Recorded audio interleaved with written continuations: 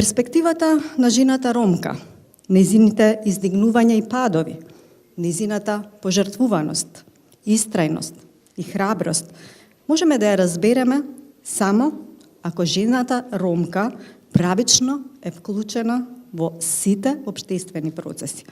Доколку таа самата ја креира перцепцијата за себе и за заедницата од каде што доаѓа и доколку учествува во одлуките кои ја засегнуваат.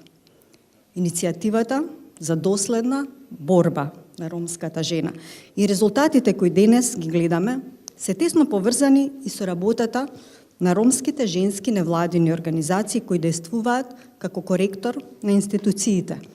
Ја менуваат свеста и перцепцијата за ромската жена во општеството. Верувам дека почетоците не биле едноставни.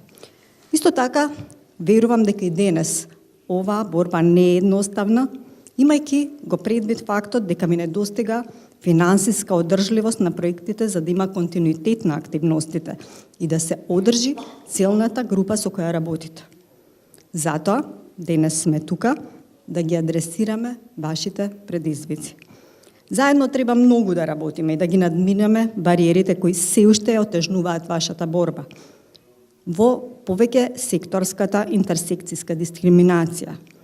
Вашата храброст, мотивираност, упорност го леснила патот на генерациите кои ќе следат во борбата за надминување на стереотипите, предрасудите, родовата дискриминација и ограничениот пристап кон основните човекови права.